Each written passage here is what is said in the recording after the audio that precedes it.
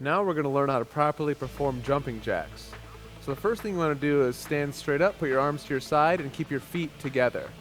Next, you're going to jump, bring your feet apart, and then bring your hands over your head, moving them in an arcing motion.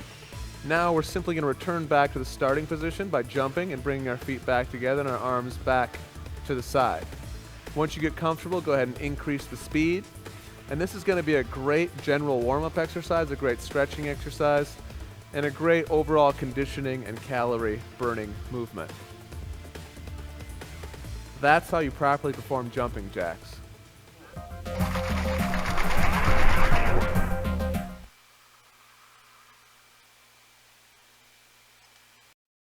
Now let's learn how to do the high knee exercise. So start out standing straight up. The objective of this exercise is to get your knees up as high in the air as you can. So start out by jumping and bring your right knee up, and then your left knee, and then alternate back and forth.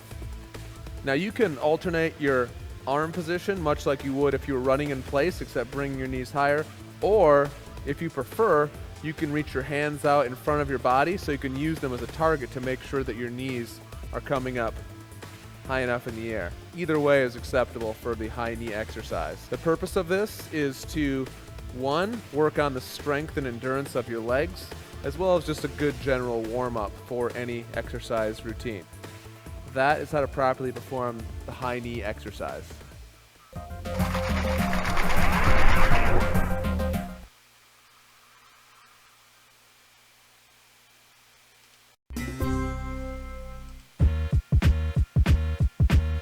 Mountain climbers are a great total body exercise. You're going to be utilizing your core because you're starting from a plank position. Your shoulders have to stabilize your upper body. Your triceps have to work isometrically to keep you in place.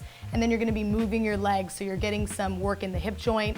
And also, because you're usually doing them pretty quickly, it becomes a very cardiovascular type movement. So getting into your plank position, hands a little wider than your shoulders, abdominals are braced, and then you're going to draw one knee in without lifting the hips up. So you might kind of feel like your legs are skimming the floor. If you're not that flexible, you take it to whatever range you can without the hips elevating. So your mountain climber might start here, it might come all the way in. That's just a flexibility issue. And you're gonna alternate legs. The faster you go, the more that heart rate's gonna come up. Again, keeping the arms over, or the shoulder over your wrist, is really key to being able to maintain the plank. So you're looking not for your hips to be in the air, but for your hips to be low and your core contracted.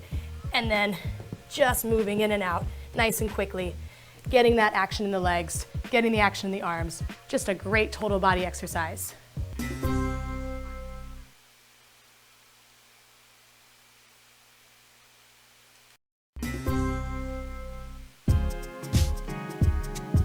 So I'm going to talk you through how to properly do a squat.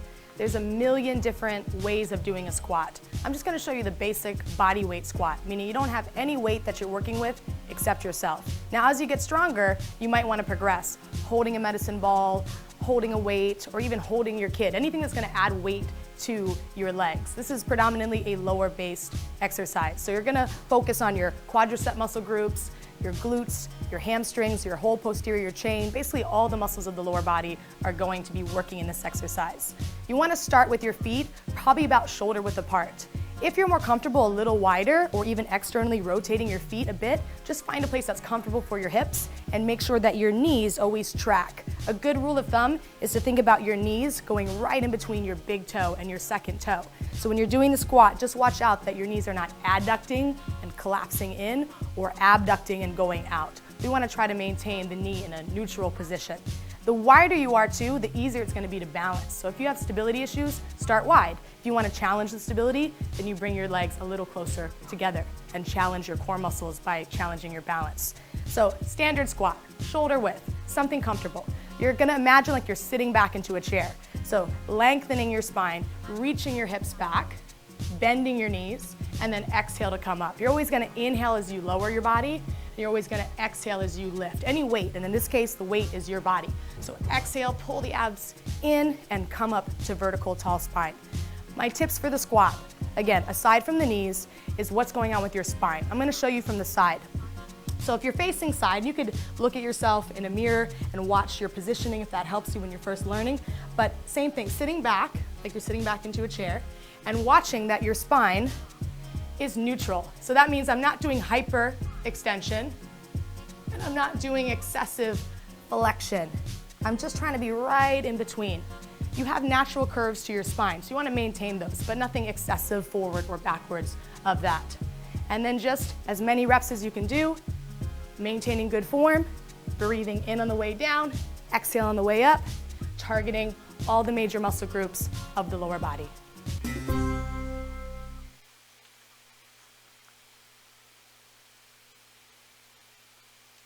Hi, I'm Tom Holland, Bowflex Fitness Advisor. This is burpees for beginners. Burpee, the exercise we all love to hate.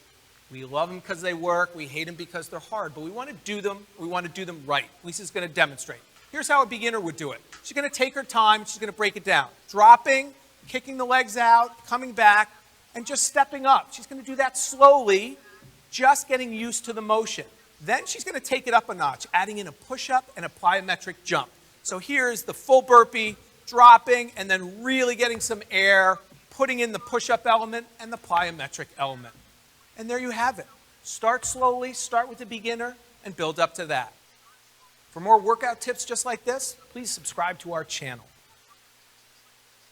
Get fit fast with home fitness solutions by Bowflex at bowflex.com. Be fit for life.